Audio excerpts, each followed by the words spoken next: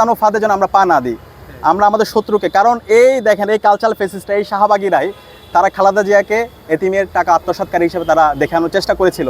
তারা তারেক জিয়াকে বিভিন্নভাবে তাকে সম্মানহানি করার চেষ্টা করেছে এবং বাংলাদেশে যারা ফেসিবাদ বিরোধী আন্দোলন লড়াই করেছে তাদেরকে বিভিন্নভাবে ক্যারেক্টার অ্যাসাসিনেশন করেছে। সুতরাং তাদের বিরুদ্ধে যেন আমরা সবাই ঐক্যবদ্ধভাবে লড়াই করি, এরা আমাদের কমন এনিমি। তো আমরা অনুরোধ করবো ছাত্রদল সহ বাংলাদেশের ফেসিবাদ বিরোধী যত আন্দোলন আমাদের যারা সহযোদ্ধা ছিল, আমরা যেন সবাই আমাদের কমন এনিমি ঠিক করে এই কালচারাল ফেসিস্টের বিরুদ্ধে, এই শাহবাগীদের বিরুদ্ধে, যারা বাংলাদেশে দিল্লির এজেন্ডা বাস্তবায়ন করতে চায় তাদের বিরুদ্ধে যেন আমরা ঐক্যবদ্ধভাবে কাজ করি। তাদেরকে যদি এই বাংলাদেশ থেকে আমরা বিনাশ করতে পারি তাহলে আমাদের বাংলাদেশে অনেক সম্ভাবনা।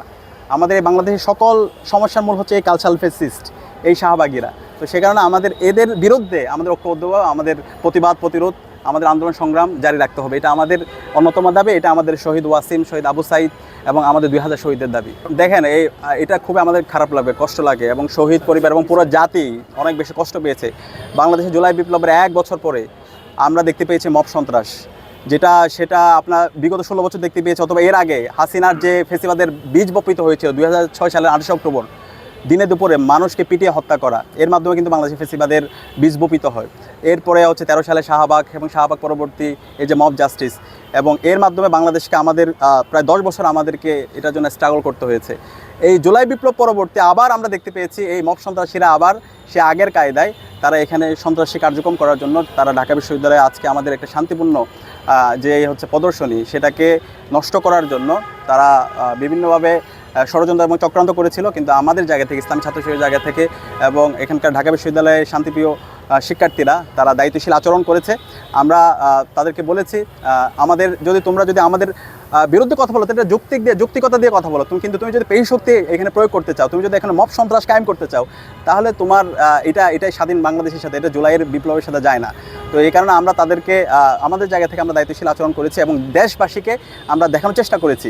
এবং পাশাপাশি আমরা বলেছি, গত 16 বছরে এই যে বিচারিক হত্যাকাণ্ডের মাধ্যমে এই যে মানুষগুলোকে হত্যা করা হয়েছে, এই হত্যাকাণ্ডগুলো যে বিচারের নামে অবিচার ছিল, সেটা আমরা আমাদের প্রদর্শনীর মাধ্যমে আমরা নিয়ে আসার চেষ্টা করেছি। এবং এই মানুষগুলোর উপর জুলুম করা হয়েছে, আমরা যদি এটার দৃষ্টান্তমূলক বিচার এই স্বাধীন বাংলাদেশে করতে না পারি, তাহলে সামনে আবার এই ধরনের ফেসিবাদ কায়েম হবে, আবার এই ধরনের বিচারের নামে অবিচার হবে। সুতরাং এই স্বাধীন বাংলাদেশে এই জুলাই বিপ্লবের অন্যতম একটা দাবি হচ্ছে এটা, বিগত সময়ে যত মজলুম ছিল, যাদেরকে অন্যায়ভাবে বিভিন্নভাবে ফ্রেমিং করা হয়েছে, ট্যাগিং করা হয়েছে, বিচারের নামে অবিচার করা হয়েছে, সেই বিষয়গুলো এই স্বাধীন বাংলাদেশে এইগুলোর হচ্ছে যথাযথ বিচার হওয়া।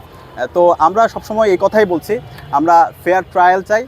যারা এদেশের বিরুদ্ধে যারা হচ্ছে অবস্থান নিয়েছিল, এক্ষেত্রে হচ্ছে হ্যাঁ, মুক্তিযুদ্ধের সময় অবশ্যই এটা ফ্রি ট্রায়ালের মাধ্যমে এটা হওয়া দরকার। কিন্তু আপনি জোরপূর্বক অন্যায়ভাবে মানুষদেরকে হচ্ছে বিচারের নামে অবিচার করবেন, সেটাই স্বাধীন বাংলাদেশে আমরা মেনে নিব না।